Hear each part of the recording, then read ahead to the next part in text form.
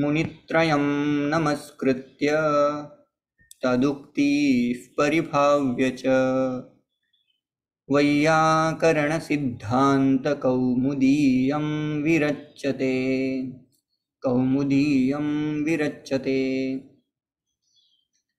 अद्य यावत् अस्माभिः कारकानि पठितानि। कारकेषु अपि कर्ताकारकं, कर्मकारकं, करणकारकं, संप्रदान तथा अपादान इति यावत् अस्माभिः पञ्चकारकानि दृष्टानि। अवशिष्टम् एकं कारकम् अस्ति। ततः एकं षष्टि सम्बन्धार्थे षष्टि विभक्ति भवति। तस्य अध्ययनं पूर्वं कुर्मः। यथाक्रमेण प्रदीयते विभक्तीनाम् अभ्यासः क्रियते। ततः अधिकरणस्य अपि अभ्यासं कुर्मः। षष्ठि विभक्तेः सूत्राणि।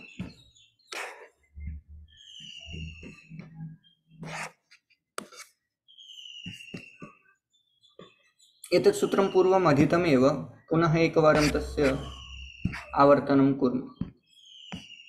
षष्टि शेषे। अस्य शेषः इति शब्दस्य अर्थः तथैव भवति। कारकात् भिन्नः, प्रातिपदिकात् भिन्नः शेषः इति अर्थः। तदेव सूत्रार्थः अत्र वर्तते। कारक प्रातिपदिकार्थव्यतिरिक्तः स्वस्वामिभावादि संबंधः शेषः। शेषः शेषः अथवा शेषे षष्टि इत्यस्य कः अर्थः? यः अर्थः कारकात् भिन्नः वर्तते, प्रातिपदिकात् भिन्नः वर्तते, तथैव यः संबंधं दर्शयति। कीदृशः संबंधः? स्वस्वामी भाव आदि संबंध एक्सेट्रा एक्सेट्रा। तत्शेषः शब्देन उच्यते। तस्मिन् अर्थे तत्र षष्ठी विभक्ति कर्तव्या इति अर्थः। उदाहरणं प्रदीयते। राज्ञः पुरुषः इति अर्थः। राज्ञः नृपस्य पुरुषः। अत्र नृपः स्वामी वर्तते।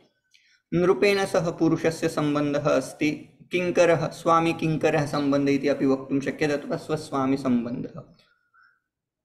अस्तु, अग्रे अयमेव एकः सम्बन्धः। तत्र बहु अन्येपि सम्बन्धाः तत्र सन्ति। उदाहरणार्थम् अस्माभिः पठितानि एव उदाहरणानि। वृक्षस्य छाया इत्यत्र अद्य किञ्चित् किञ्चित् मध्ये मध्ये अहं पानीयं पास्यामि, पिबामि, क्षम्यतां तस्य कृते।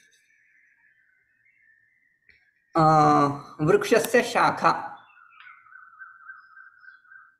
अत्र अवयव अवयवी अथवा अवयव इत्यस्य अंग इति अर्थः भवति। अवयवी इत्यस्य अंगी, सः सम्बन्धः वर्तते। अंग अंगी इति सम्बन्धः। तथैव पितुः पुत्रः इत्यत्र फादर सन, जन्य जनक संबंध। अयं संबंध बहुत्र उपयोक्तुं शक्यते। उदाहरणार्थं मया उक्तमेव। जन्य ज्ञानं वर्तते, ग्रन्थः जनकः वर्तते। ग्रन्थः ज्ञानम् उत्पादयति, जनयति इति कृत्वा ग्रन्थः जनकः भवति, ज्ञानं जन्यं भवति। बहुत्र एवमेव अयं सम्बन्धः तत्र स्थापयितुं शक्यते। इतोपि एकः प्रकृतिविकृतिभावसम्बन्धः प्रसिद्धः अयमपि। उदाहरणार्थं सुवर्णस्य कङ्कणं। वेदान्ते अपि एकं प्रसिद्धम् उदाहरणं प्रतिपाद्यते। स्मरन्ति वा? यदा कदाचित् ब्रह्मणः सृष्टिः जायते, तत्प्रतिपादयितुं सृष्टिः अथवा ब्रह्म जगतः निमित्तकारणम् उपादानकारणं च कथम्, अथवा उपादानकारणं मुख्यत्वेन कथं, तस्य कृते एकं प्रसिद्धम् उदाहरणं प्रतिपाद्यते। स्मर्यते केनचित्?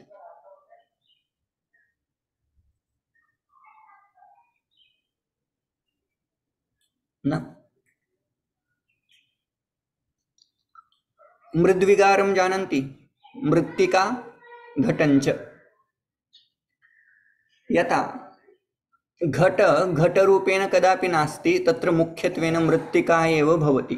नाम मृत्तिकां विना, मृत् विना तत्र कदापि घटस्य स्थितिः न। तादृगेव ब्रह्मणः विना अथवा ब्रह्मणा विना, ब्रह्म विना तत्र कदापि जगतः स्थितिः न। जगत् स्थातुं न शक्नोति। तत्र प्रकृति विकृति इति न वक्तुं शक्यते। कस्मात् ब्रह्म यदि प्रकृति विकृति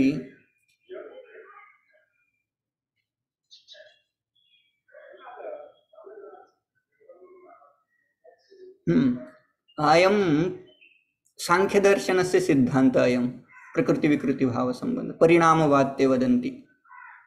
परिणामवादे यद् प्रकृति भवति तस्यां प्रकृतौ परिवर्तनं जायते। उदाहरणं तेषाम् उदाहरणम् एवं भवति।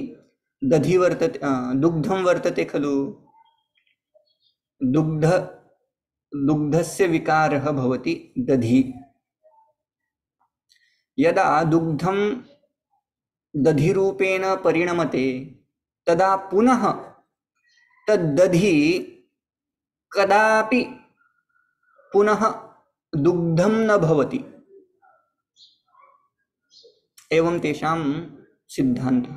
किन्तु वेदान्तीनां तथा सिद्धान्तः नास्ति।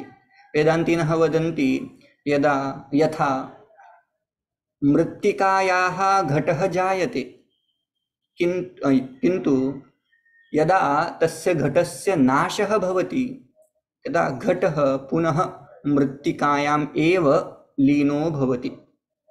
तथैव जगदपि इति कृत्वा तेषां विवर्तवादः इति सिद्धान्तः। विवर्तवाद नाम विपरीतवर्तनम् इति। अस्तु। हाँ, तत्र अग्रिमा पंक्ति वर्तते। कर्मादीनाम् अपि संबंधमात्र विवक्षायां षष्ठी एव। यदा कर्मादीनां दर्शनं कारयितव्यं तदा संबंधमात्र विवक्षायां यदि संबंधः दर्शनीयः भवति तदा कर्म न उपयोक्तव्यं, साक्षात् षष्ठी अपि कर्तुं शक्यते इति अर्थः। उदाहरणं किम् एकवारम् अहं दर्शयामि। अत्र उदाहरणं दीयते तैः। सतां गतं। सत् इति शब्दस्य षष्ठी विभक्ति भवति, षष्ठी बहुवचनं सतां।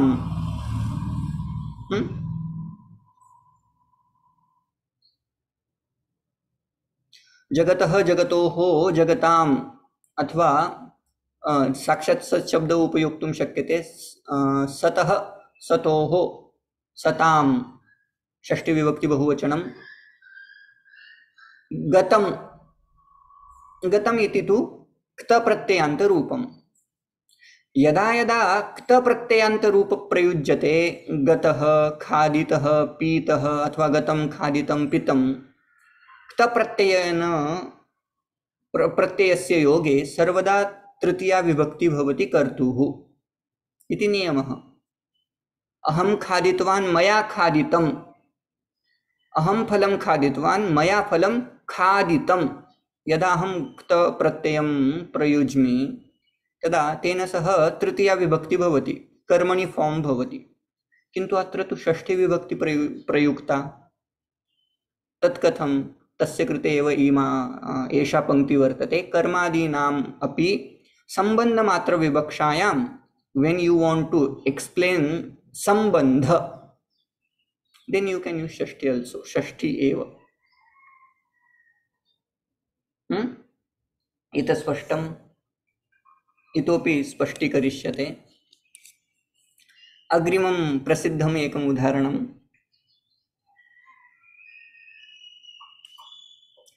सर्पिष् इत्यस्य अर्थः भवति घृतं। जानीते इति क्रियापदं वर्तते, किन्तु तस्य अत्र जानाति इति अर्थः न। अस्य जानीति इति शब्द क्रियापदस्य अर्थं लिखन्तु प्रवृत्तः भवति।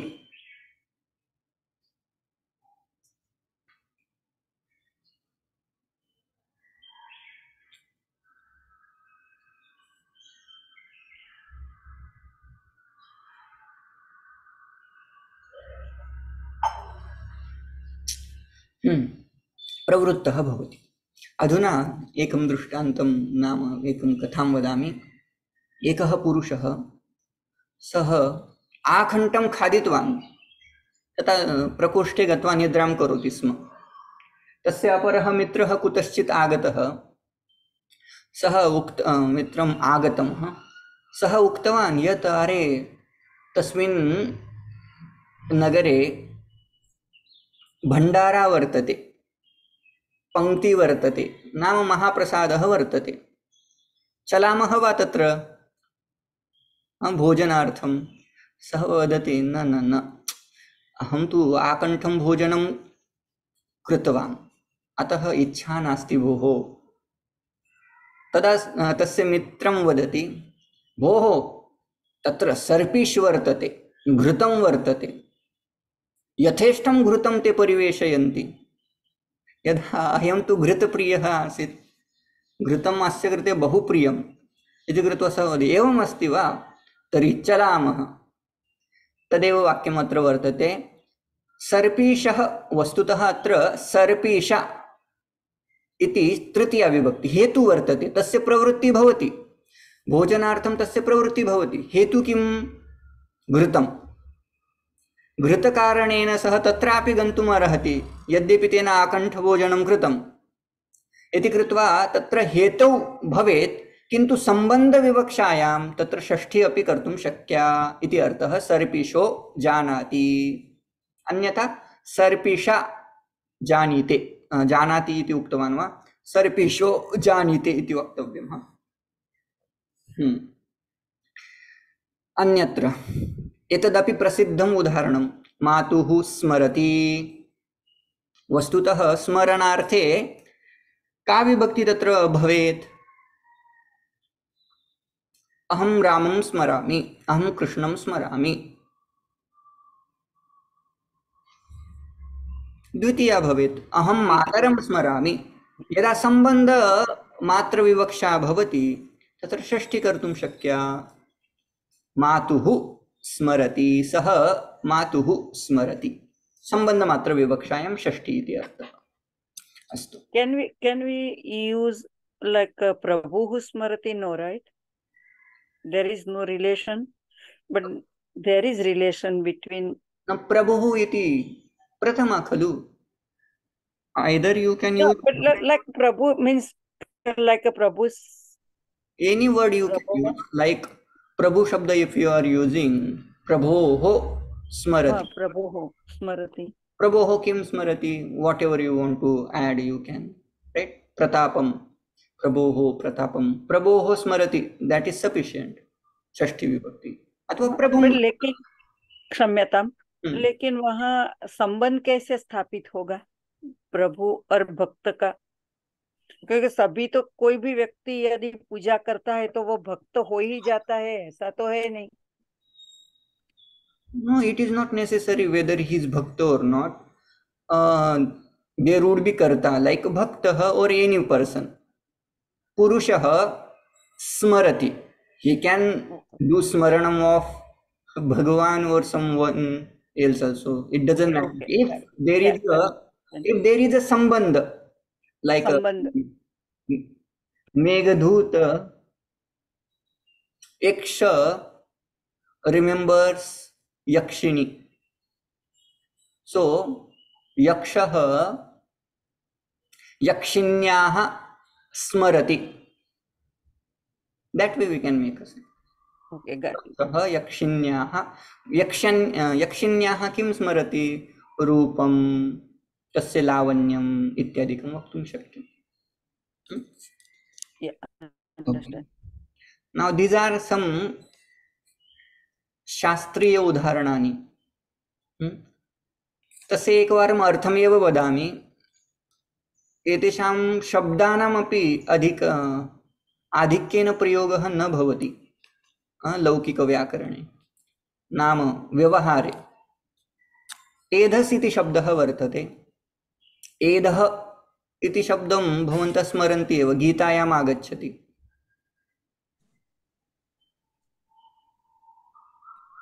यथैध्वांसि समिग्धोऽग्निर्भस्मसात् कुरुतेऽर्जुन। यथा इंधांसि यथा यथा एधांसि इति शब्दः भवेत्। एदः तत्र नपुंसकलिङ्गं खलु। एदः एधसि एधांसि एधांसि इति शब्दः प्रयुक्तः। It's in second chapter, right? No, it might be in fourth chapter. Okay. Edah means fuel. Udakam upaskurute. That way we can make one sentence that fuel takes the quality of water. Upaskurute means it takes quality. Same sentence we can put into this way. Edhodakasya upaskurute. Now in previous sentence we had used dvitiya, udakam, right? Udakam. Here what we will do, here shashti vibhakti, sambandha matra vivakshayam we can do shashti vibhakti. So it would become edhodakasya upaskurute. So this is the sentence. अध्याय चौथा. What slok number 37? Fourth chapter. Yeah, 37. Okay, let me note down here. Yes. Fourth chapter. 30. Slok 37. 37. Okay. हाँ, यथैध्वांसि समिग्धोऽग्निर्भस्मसात् कुरुते अर्जुन ज्ञानाग्नि सर्वकर्माणि भस्मसात् कुरुते तथा.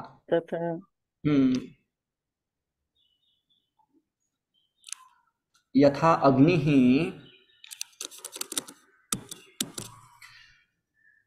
एधांसि समिद्धः भस्मसात् कुरुते. हे अर्जुन, यथा अग्निः एधांसि नाम fuel, whatever wood it would be, whatever is put into fire, भस्मसात् कुरुते. तथैव ज्ञानाग्नि, ज्ञानम एव अग्निः, ज्ञानाग्निः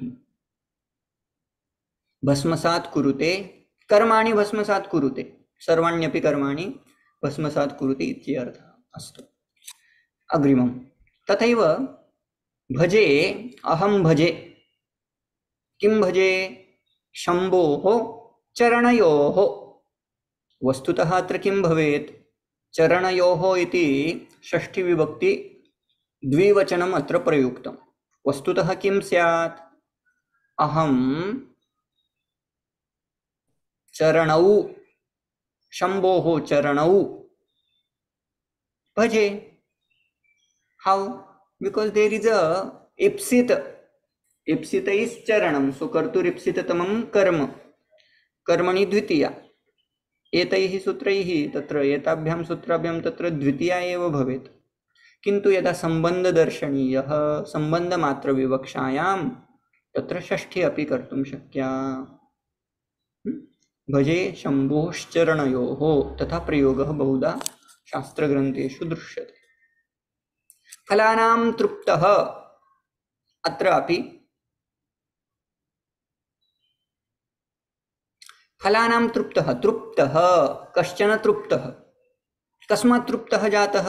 केन तृप्तः जातः इति चेत् वस्तुतः तत्र हेतुः करणं किमस्ति?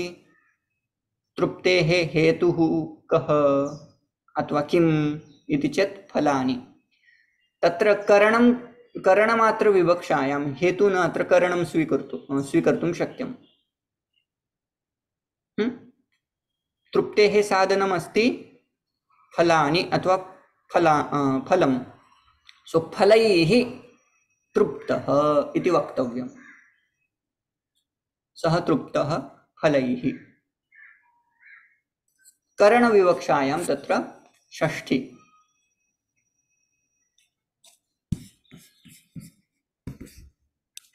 अग्रिमम् अधुना इदं तु सरलम् अधुना वर्तते। षष्ठी हेतुप्रयोगे इति। तस्य सूत्रार्थः वस्तुतः अनुवृत्ति इति न कथनीयम्।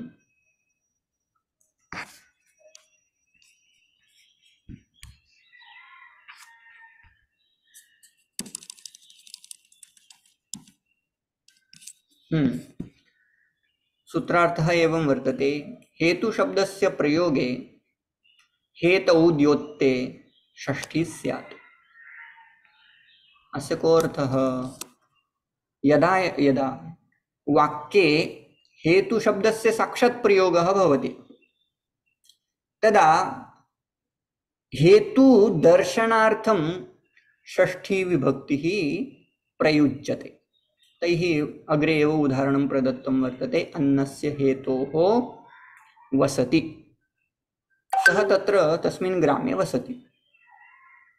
तस्मिन् ग्रामे किमर्थं वसति इति चेत् अन्नस्य हेतोः।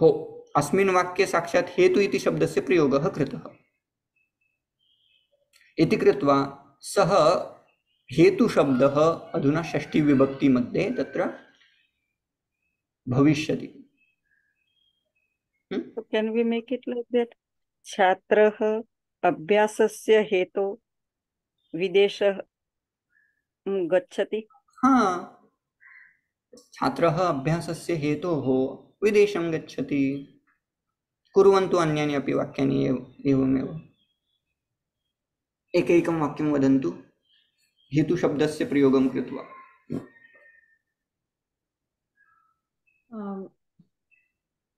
व्यवसायस्य हेतोः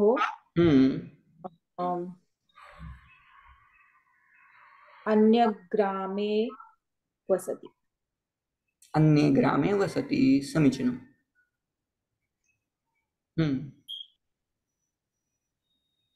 अस्तु।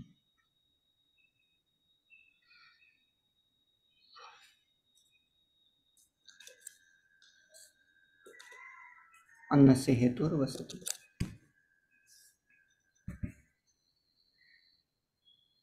अत्र एवं शंका स्यात्। हेतौ इति तृतीयायां सूत्रं दृष्टं। तृतीया विभक्तौ एकं सूत्रम् अस्माभिः स्वतन्त्रं सूत्रं पठितं हेतौ इति। अत्र षष्ठी हेतु प्रयोगे अत्र हेतु शब्दः न पठ्यते सूत्रे हेतुः शब्दः न स्थाप्यते चेत् किं का आपत्ति भविष्यति इति प्रश्नः। तत्र यदि हेतुः शब्दः नास्ति तदा तत्र तृतीया विभक्ति भविष्यति। उदाहरणं प्रदीयते अन्येन वसति इति अर्थः। जब सूत्र में इस सूत्र में यदि हेतु शब्द नहीं रहता ना तो जहाँ जहाँ हेतु शब्द आप वाक्य में नहीं रखते वहाँ आपको तृतीया विभक्ति यूज करनी है। तो सेम वाक्य जैसे आपने बनाए दो वाक्य, वो वाक्य अभी कैसे बनेंगे? हेतु शब्द का प्रयोग यदि नहीं करेंगे तो अभ्यासेन छात्रः अभ्यासेन विदेशं गच्छति। छात्रः अभ्यासेन विदेशं गच्छति। व्यवसायी जनाः अथवा व्यापारी व्यापारार्थं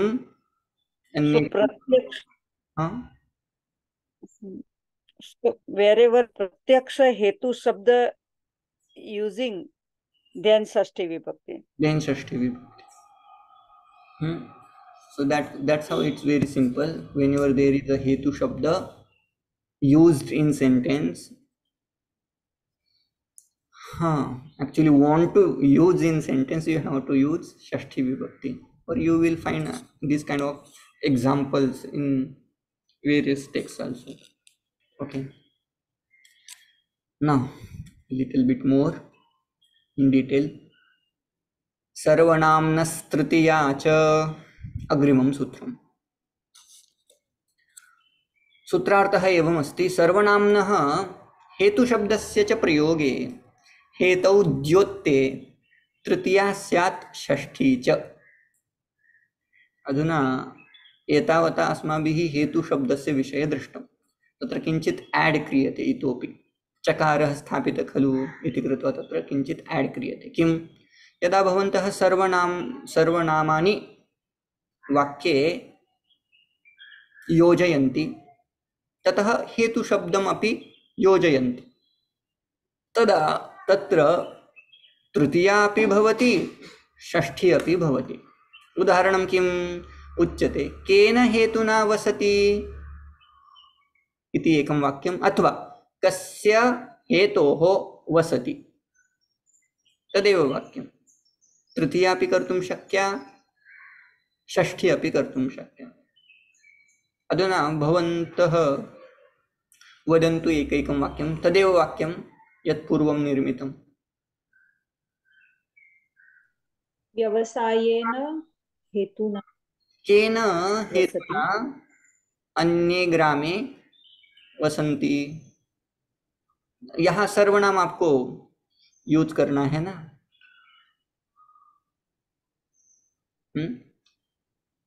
प्रश्नार्थक सर्वनाम यूज करेंगे आप. वदन्तु. सः केन हेतुना अन्यग्रामे वसति. सः केन हेतुना अथवा कस्य हेतोः अन्यस्मिन् ग्रामे इति. अन्यस्मिन्, अन्य अपि सर्वनाम एव, तस्य सप्तमी एकवचनं भवति. अन्यस्मिन् ग्रामे वसति. साधु. नंदिनी जी.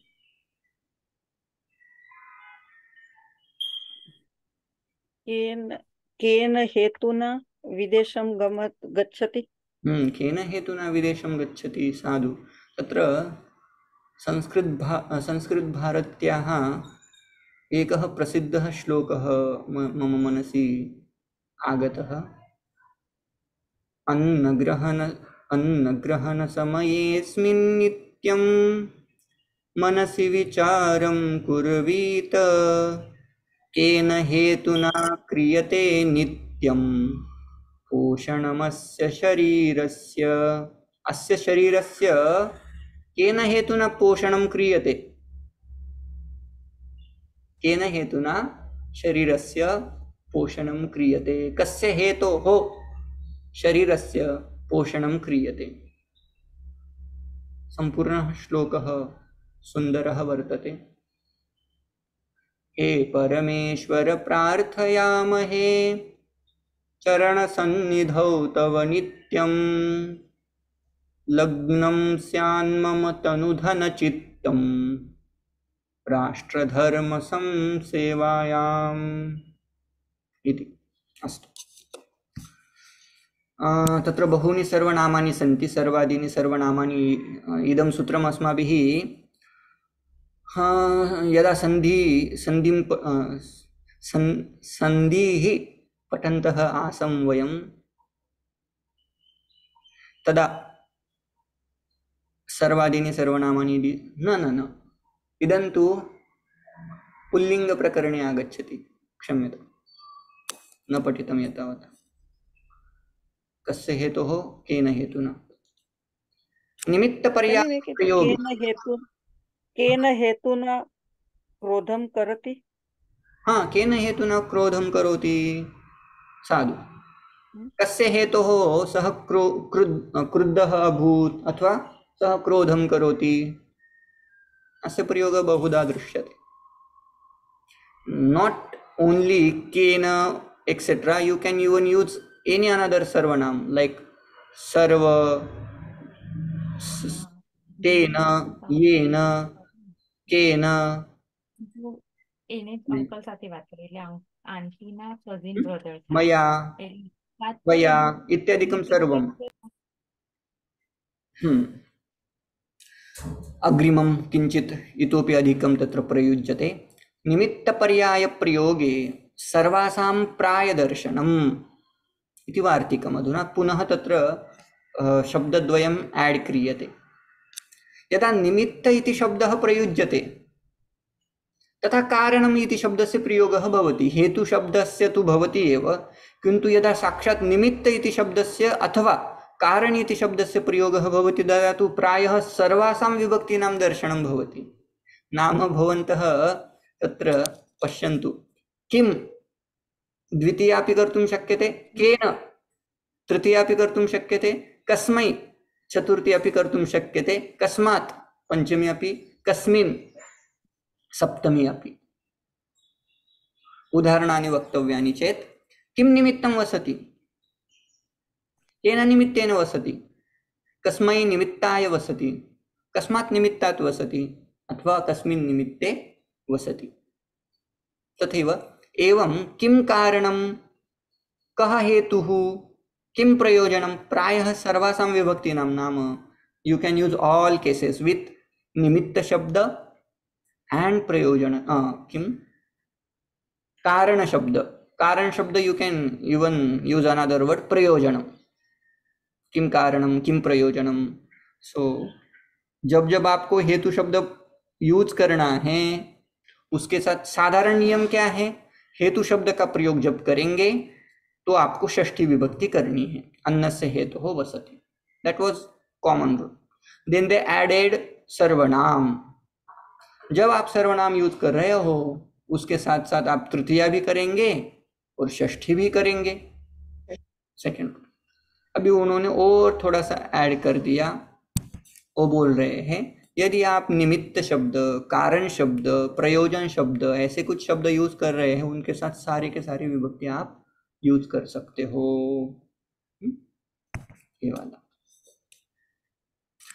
प्राय ग्रहणात, अभी उन्होंने प्रायः ऐसा शब्द यहाँ रखा, कहा वार्तिक में निमित्त पर्याय प्रयोगे सर्वासाम प्राय दर्शनम, सर्वासां विभक्ति नाम। यहाँ विभक्ति शब्द हम बीच में ब्रैकेट में रख सकते हैं एक्चुअली। सर्वासां विभक्ति नाम प्राय दर्शनम, नाउ प्रायः दर्शनम भवति। ठीक है, प्राय, यहाँ प्राय शब्द क्यों रखा उन्होंने, ऐसा बोलते तो क्या होता कि निमित्त पर्याय प्रयोगे सर्वासां विभक्तीनां दर्शनम भवति, ऐसा बोलते तो क्या परेशानी क्या थी। तो बोलते प्राय ग्रहणात असर्वनाम्नः, असर्वनाम्न मतलब जो सर्वनाम से भिन्न शब्द है, मतलब जो नाउन है उनके साथ प्रथमा भी नहीं होती, द्वितीया भी नहीं होती, उसके उनके साथ षष्ठी विभक्ति होती है, अन्नस्य हेतु हो, ऐसा है ना। लेकिन निमित्त शब्द, हेतु शब्द के साथ तो षष्ठी होती है, निमित्त शब्द के साथ, कारण शब्द के साथ अथवा प्रयोजन शब्द के साथ बाकी विभक्तियों का दर्शन होता है, लेकिन प्रथमा का नहीं होता, द्वितीया का नहीं होता। उदाहरण, ज्ञानेन निमित्तेन हरि सेव्यः। यदि आपको ज्ञान चाहिए तो भगवान हरि की सेवा करो, हरि सेव्यः, सेवितुं योग्यः हरिः। यदि ज्ञानम् इच्छन्ति, ज्ञानस्य प्रयोजनेन, ज्ञानस्य निमित्तेन हरिः सेव्यः, अथवा ज्ञानाय निमित्ताय हरिः सेव्यः इति अर्थः। अस्तु, अधुना पुनः एकवारं समरीं वदामि। सर्वप्रथमं तैः हेतुशब्दः प्रयुक्तः, हेतुशब्दस्य प्रयोगे षष्ठी विभक्तिः भवति, अन्नस्य हेतुः। ततः अग्रिमं सूत्रं तैः प्रयुक्तं सर्वनाम्नस्तृतीया च। यदा सर्वनाम का प्रयोग करते हैं, कोई भी सर्वनाम हो, चाहे किम सर्वनाम हो, तत्सर्वनाम हो, यत् सर्वनाम हो, कुछ भी, युष्मद् अस्मत् जो भी है, एतत्, अदस, इदम वगैरह वगैरह जो भी है, उनके योग में भी आप क्या कर सकते हो, षष्ठी विभक्ति यूज कर सकते हो, तृतीया भी कर सकते हो। कौन से शब्द के साथ? हेतु शब्द के साथ। अभी थोड़ा सा हेतु शब्द से वो थोड़ा बाहर आए और उन्होंने और शब्द ऐड किए। कौन से? निमित्त और कारण शब्द। निमित्त का जो पर्याय होता है, निमित्त का पर्याय क्या होता है? कारण शब्द होता है, अथवा प्रयोजन, ये भी एक उसका ही पर्यायवाची शब्द है। यदि निमित्त शब्द यूज कर रहे हो, पर्याय शब्द प्रयोजन शब्द यूज कर रहे हो, कारण शब्द यूज कर रहे हो, उनके साथ प्रायः सारी विभक्तियां यूज होती है। कब? जब वाक्य में आप सर्वनाम भी यूज कर रहे हो, है ना, तो ये वाला थोड़ा सा विशेष। तो उन्होंने प्राय शब्द क्यों रखा? वो बोलते हैं निमित्त शब्द, कारण शब्द, प्रयोजन शब्द, इनके साथ साथ जब सर्वनाम आएगा तब सारी विभक्तियां आएंगी। लेकिन यदि ये तीनों शब्दों में से कोई भी शब्द यूज कर रहे हो लेकिन उनके साथ सर्वनाम नहीं है, तो वहां आप प्रथमा नहीं कर सकते, द्वितीया नहीं कर सकते, बाकी विभक्ति का यूज कर सकते हो। उन्होंने उदाहरण दिया है ज्ञानेन निमित्तेन हरिः सेव्यः, ज्ञानाय निमित्ताय हरिः सेव्यः। ठीक है, इतना तक रख।